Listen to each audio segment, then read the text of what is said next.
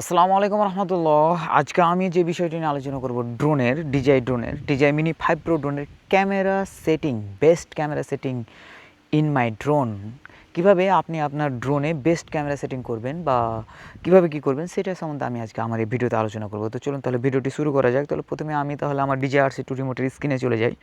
দেখতে পাচ্ছেন যে এটা আমার ইন্টারফেস। প্রথমে আমি আমার হোম থেকে আসি, হোম থেকে আমি আমার DJI মিনি 5 প্রো গো ফ্লাই যাওয়ার পরে দেখতে পাচ্ছেন যে আমার এটা ইন্টারফেস দেখাচ্ছে। তো কীভাবে আপনি আপনার ড্রোনে বেস সেটিং করবেন আপনার ক্যামেরার জন্য সে বিষয় নিয়ে আমি আজকে আলোচনা করব। তাহলে দেখতে পাচ্ছেন উপরে 3 ডট মেনুতে আমি চলে গেলাম। 3 ডট মেনুতে যাওয়ার পরে ক্যামেরা অপশানে যাব। উপরে দেখতে পাচ্ছেন যে ক্যামেরা অপশান, আমি ক্যামেরা অপশানে যাওয়ার পরে প্রথমে ফরম্যাট দেখাবে, আপনি ফরম্যাট MP4 রাখবেন। তারপরে কালার প্রোফাইল, প্রথমত 3টা কালার প্রোফাইল আছে DJI মিনি 5 প্রো ড্রোনে, সেটা হলো নর্মাল HLG এবং D-Log-M। তো আপনি নর্মালি যদি ভিডিও করেন, ভিডিও করার পরে ভিডিও এডিট করা যায় বা আপনি শাটার স্পিড কমিয়ে ISO কমিয়ে বাড়িয়ে আপনি এডিটটা খুব ভালোভাবে করতে পারবেন। তারপর আছে HLG যে মনে করেন যে আপনার আপনার যে হাই প্রোফাইলের হাই রিকমেন্ডেড, আপনার এখানে আপনার কালার গ্রেডিং করা থাকে অলরেডি, অটোমেটিক একটা কালার গ্রেডিং করে আপনাকে এই DJI ড্রোন আপনাকে দেয়। আর এই HLG থেকে অনেকে HLG থেকে ভিডিও ধারণ করে, সে ভিডিও ধারণ করে এডিট করার খুব একটা প্রয়োজন হয় না, কারণ এগুলো সাথে মনে করেন যে আপনার রিলস বা ভিডিওর মধ্যে আপলোড করা যায়। আরেকটা আছে, সেটা হলো কি যে D-Log-M যেটা বলে 10 বিটের। আপনার এই D-Log-M যেটাতে আপনি D-Log-M-এ ভিডিও রেকর্ড করলে সেই রেকর্ডটা হবে কি যে আপনি এটা নিয়ে আপনি ইচ্ছে খুশি খেলতে পারবেন। আপনি কালার নিয়ে আপনার একটা ড্রোন শ্যুটের একটা কালার নিয়ে আপনি ইচ্ছে মতো খেলতে পারবেন। তো অনেকে আছে যারা বিশেষ করে প্রফেশনাল ওয়েন্ডিং ফটোগ্রাফার, যারা করে, তারা বিশেষ করে এই আপনার D-Log-এ শ্যুট করে তারপরে এগুলোকে বিশেষভাবে এডিট করে, দেখতে অনেক ভালো লাগে আর কি। আপনি যেভাবে চাইবেন সেভাবে এডিট করতে পারবেন আর কি। তারপর আপনার চলে যে কোডিং ফরম্যাটে, আপনার কোডিং ফরম্যাট বিশেষ করে H265 দেখা হয়, H264, আর একটা আছে আপনার HB, আরও অনেকগুলো আছে যেগুলোতে আপনার হয়।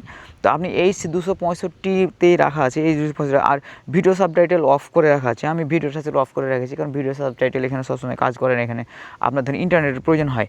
তো অ্যান্টি ফ্লিকারটা অটো করে রাখা আছে, আমি অ্যান্টি ফ্লিকারটা অটো না করে অটো যে কোনো সময় অ্যান্টি ফ্লিকারেই দেখা যাবে। আর হিস্টোগ্রামটা আমি এখানে এভাবেই রাখা থাকে, বিশেষ করে DJI ড্রোনগুলোতে, DJI মিনি 5 প্রোতে। যখন আপনি দেখবেন যে হিস্টোগ্রাম অফ করা আছে, হিস্টোগ্রামটা আপনি অন করবেন। অন করার পরে দেখতে পাচ্ছেন আমি আমার স্ক্রিনে যাই, এই জায়গাতে কর্নারে দেখতে পাচ্ছেন এই জায়গাটাতে আমার হিস্টোগ্রামে এখানে আমার ISO, শাটার স্পিড, আপনার ভিডিওতে যে আপনার আলোর এটা নিয়ে আপনার ধরেন যে এই জায়গাতে একটা হিস্টোগ্রামের একটা দেখাচ্ছে, প্রদর্শনী দেখাচ্ছে, যেটা হলো কি যে আপনার, আমি যদি দেখাই তাহলে আমার হাতে ডান দিকে যদি আপনি দেখতে পান, সেটা হলো কি যেটা আপনার আলোর ইটা দেখাচ্ছে। আর বাম পাশে যে ইটা দেখতে পাচ্ছেন আপনি সিগন্যাল দিচ্ছে, সেটা হলো কি যে এটা আপনার লো লাইট, হাইলাইট আর লো লাইট থেকে মনে করেন যে এই সামঞ্জস্য যে বিষয়টা, সেই বিষয়টা নিয়ে এই জায়গাতে এই বিষয়টা নিয়ে আপনি আপনার এই হিস্টোগ্রাম দেখতে পাবেন আর কি। তো যারা আপনার ড্রোন উড়াতে গিয়ে দেখবেন যে অনেক আলোর সম্মুখীন হচ্ছেন বা খুব কম আলোর সম্মুখীন হচ্ছে, সেখানে আপনি যে হিস্টোগ্রাম ব্যবহার করেন অনেক ভালো একটা সুবিধা পেতে পারবেন ইনশাআল্লাহ। তারপর আছে পিকিং লেভেলে, এখানে আপনার ধরেন যে অফ করে রাখা আছে, লো হাই নর্মাল, এটার কোনো নাই, দরকার নাই, কারণ এটা এক ধরনের এক্সপোজার ওয়ার্নিং বলতে যেটা বোঝা হয় যে আপনি যদি ভিডিও করছেন, আকাশে দেখেন যে আপনার মেঘে অথবা হলো সূর্যে আপনার যখন সাদা অংশ ঢেকে যাবে, তখন আপনি আপনার এই এক্সপোজারটাকে ওয়ার্নিং দিলে আপনাকে এক্সপোজার উনি বলবে যেখানে আপনার এক্সপোজার ওয়ার্নিং আসছে আর কি। তো আপনি যদি এটাকে এক্সপোজার অন করে রাখেন, তো আপনি আপনার এক্সপোজারগুলো দেখতে পারেন যে এই যে দেখেন আমি আমার এক্সপোজার আমি আপনাকে শেয়ার করতেছি, সেটা হলো কি যে আমার এখানে এইটুকু সম্পূর্ণ সাদা, এই জায়গাটায় এক্সপোজার আমার এই জায়গাটাতে দেখাচ্ছে। এই এক্সপোজার অনেকেই এই এক্সপোজার কন্ট্রোল করার জন্য এই এক্সপোজার অন করে আর কি। তারপরে আমি আবারও যাই সেই ক্যামেরা সেটিংয়ের এইখানে, এক্সপোজার অন করার পরে এক্সপোজার আমি অফ করে রাখবো, কারণ বিশেষ করে আমার এক্সপোজার বিশেষ একটা লাগে না, ভিডিওটা দেখতে ভালো লাগে না, বাল্কি লাগে।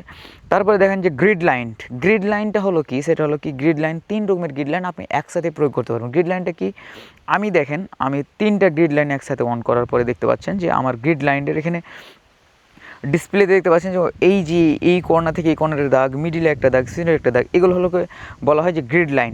এই গ্রিড লাইন আমি বিশেষ করে যেটা ব্যবহার করি সেটা হলো কি যে আমি এই দুটো বাদ দিয়ে শুধু এইটা রাখি, এই গ্রিড লাইনটা মিডিলেরটা রাখি। এখানে হয় কি যে আমি আপনার কোনো সাবজেক্টকে যদি ভিডিও করতে চাই তো খুব সুন্দরভাবে ওইটাকে আমি ফলো করতে পারি আর কি। তারপরে এখানে তারপরে আমি আসি ফ্রেম গাইড, মানে কতটা কি ফ্রেম গাইড দিবে এটা আমি অফ করে রেখেছি আর কি। হোয়াইট ব্যালেন্স অটো করে রেখেছি, ম্যানুয়াল করে রাখিনি। যদি আপনি মানে হয় ক্যামেরা বা আপনার ড্রোনের হোয়াইট ব্যালেন্স নিয়ে আলোচনা করতে চান তাহলে এটাকে আপনার অটো করে রাখবেন। অটো করে রাখলে বিশেষ করে যখন বিশেষ আলো পড়বে তখন আপনার এইটাকে অটো হিসেবে কাজ করতে পারবে। তারপরে স্টাইলটা অত কিছু কাজে লাগে না। আর তারপরে নিচে আসে দেখবেন যে আপনার এসডি কার্ড, ইন্টারনাল স্টোরেজ এগুলো হিসেবে ব্যবহার করবেন। তারপর আর কিছু নাই। কাস্টম ফোল্ডার নেমিং, এটা হলো কাস্টম ফোল্ডারের নাম চেঞ্জ করা যায়। আর কাস্টম ফাইল নেমিং মানে কাস্টমের ফাইল নেম চেঞ্জ করা যায়। আর ক্যাচ ফাইল রেকর্ডিং মানে ক্যাচ ফাইল রেকর্ড করা যায় সর্বোচ্চ কত জিবি, 2 জিবি পর্যন্ত ক্যাচ ফাইল রেকর্ড করবে। অ্যালো ট্রান্সফার স্লিপ মানে ট্রান্সফার কীভাবে করা যায়। তারপরে এই যে হলো ক্যামেরার এই খুঁটিনাটি। তারপরে আমি এখানে আসি ক্যামেরা, এখানে এই যদি আমি ক্যামেরাতে আসি, ধরেন যে এটা হলো ভার্টিক্যাল মোডের, এখন ভার্টিক্যাল মোডে না, এটা হলো আপনার যে হরিজন্টাল মোড চলছে ইউটিউব বা অন্যান্য ধরেন যে আপনার প্ল্যাটফর্মে যেগুলোতে ব্যবহার করে। আর আপনি যদি এই জায়গাতে ক্যামেরাতে যদি আপনি ভার্টিক্যাল মোড নিয়ে আসতে চান বা যে রিলস, শর্ট বা টিকটকে আপলোড করতে চান তাহলে এইভাবে ব্যবহার করতে পারবেন। এইভাবে ব্যবহার করার পরে আপনি এইভাবে আপনার মানে রিলস, ভার্টিক্যাল শর্ট এটি হিসেবে আপনি এইভাবে ব্যবহার করতে পারবেন। তারপরে ওইখান থেকে আপনি এসে আপনি যদি এই জায়গাতে একটু ব্যবহার করতে চান, মানে এখানে এক্সপোজার বা আরও কিছু যদি চেঞ্জ করতে চান আপনার ক্যামেরার বেস সেটিং, সেটা নিয়ে আমি আলোচনা করবো। সেটা হলো কি আমি এখানে প্রো লেভেলে চলে যাই। প্রো লেভেলে যাওয়ার পরে এখানে দেখতে পাচ্ছেন যে আমি হোয়াইট ব্যালেন্সটাকে অটো করে রেখেছি। তারপরে আমি race and এপিএসটাকে 4K + 60 FPS। 4K + 60 FPS হবে কি, যেটা হলো কি যে আপনার স্লো মোশন, যদি আপনি আপনার ভিডিওতে কোনো স্লো মোশন অ্যাড করতে চান যে এই জায়গাটা আমার একটু স্লো করা লাগবে, সেক্ষেত্রে কী হবে আপনার মানে ভিডিওটা মানে থেমে যাবে না আর কি। আপনার ভিডিওটা স্মুথলি সেকেন্ড পার সেকেন্ড বলা হয়, যেটা হলো যে আপনার 1 সেকেন্ডে কতটি ছবি ধারণ করতে পারে সেই হলো এটাকে বলা হয় এপিএস। তো যত এপিএস বেশি হবে তা আপনার স্লো মোশনের ধারণ ক্ষমতাটা কত সুন্দর হবে দেখতে, ততটাই ভালো লাগবে, আকর্ষণীয় লেভেলে লাগবে আর কি। এই হলো তারপরে আপনি এইখান থেকে আপনি এগুলোকে ডিলগ এম, ডিলগ এলজি বা হিসেবে ব্যবহার করতে পারবেন। এই হলো কি সেটিংয়ের আপনারা যদি আপনার ভিডিওতে যদি এইভাবে সেটিং করে রাখতে চান, ধরেন যে আপনি আপনার আইএসওটাকে একটু, এখানে দেখেন আইএসও শাটার স্পিড আছে, তো বিশেষ করে যখন দেখবেন যে এটা অটো করা আছে, আপনি যদি চান যে বিশেষ করে 100 থেকে 160 এরকম শাটার স্পিড থাকায় বেশি ভালো লাগে। তারপর যদি আপনি বলেন যে না আপনার আমি আমার শাটার স্পিড বা এটাকে আমি একটু কমাতে চাই, হোয়াইট ব্যালেন্সটা কমাতে চাই, এখানে আপনি প্লাস মাইনাস করে এটাকে আপনি কমাইতে পারবেন। দেখেন যেমন আমি এখানে কমাইতেছি, এখানে কমাইলে আকাশের এটা কত সুন্দরভাবে আসতেছে, কত সুন্দরভাবে ধরা দিতেছে আর কি। তো এটা আমি সবসময়তে অটো রাখি, কারণ সবসময়তে এটা আমার কাছে বিশেষ করে ধরেন যে আমার এনডি ফিল্টার আছে, এনডি ফিল্টার যখন দেখা যায় আমরা হট ব্যালেন্স পেয়েছি আমি এনডি ফিল্টার ব্যবহার করি, ভালো রকমের একটা আপনার ধরেন যে ভিডিও ধারণ করতে পারি।